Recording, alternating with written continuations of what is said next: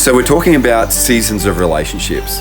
All relationships go through seasons from spring, summer, autumn, winter, and it's through those seasons and the cycles of life that different things take place in relationships that kind of set them up for the next stage sometimes, or set them up for those moments where you kind of wonder, have we reached the end? But it's not the end, it actually may just be the end of that phase of life and about ready to give birth to a new phase.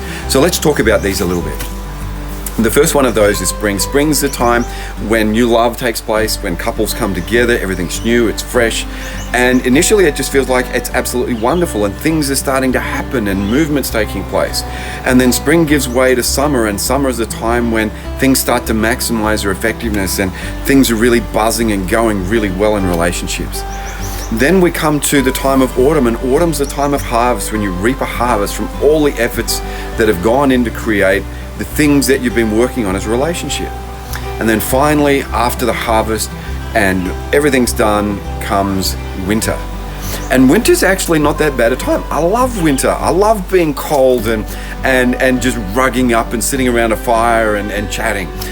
But in winter in relationship terms can actually be a time where you to look back, a chance to look forward and make new plans. But unfortunately for a lot of couples, winter comes at the time in their life where they're actually thinking, this is it, we're kind of done, what's next? Is it time to move on? How do I know I'm still in love? All of those kinds of questions start to come up. And the thing is, what lots of them don't realize is that winter naturally wants to give birth to another spring, to another new beginning.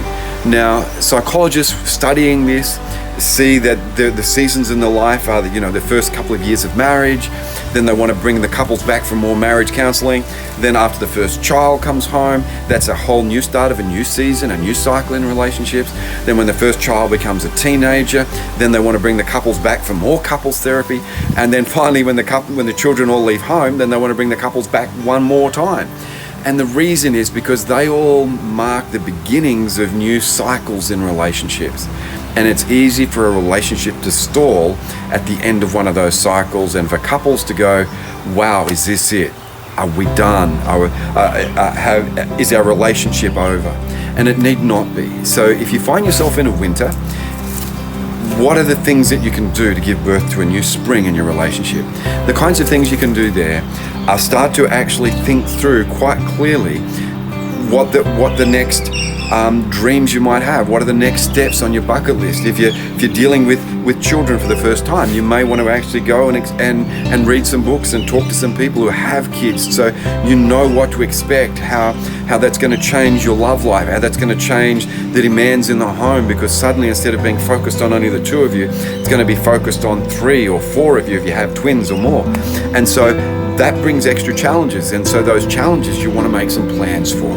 And as you make those plans, you actually start to map out what the next new spring is going to look like. Or if you're moving into, the school years, well, what's the school years going to look like, and what adjustments do you need to make in your relationship again? So at each one of those times, what the key idea is to actually begin to think, all right, who do we need to talk to? Maybe what books do we need to read? Who's further along that cycle than we are that we can go and talk to?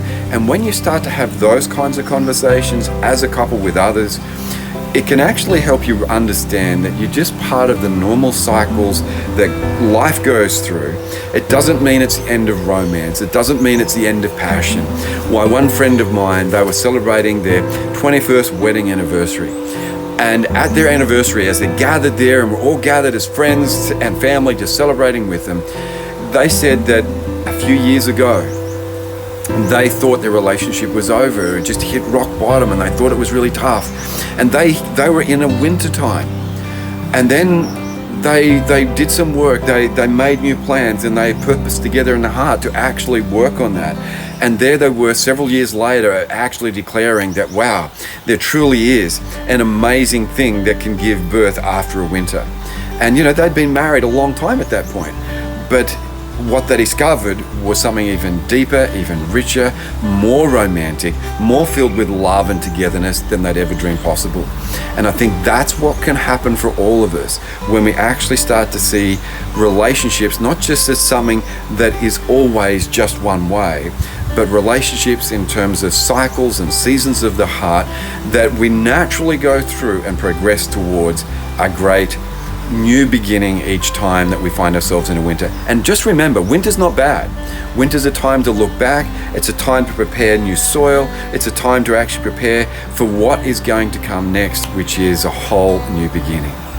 Well, thanks so much. We'll look forward to catching you next time around on Adore Relationships.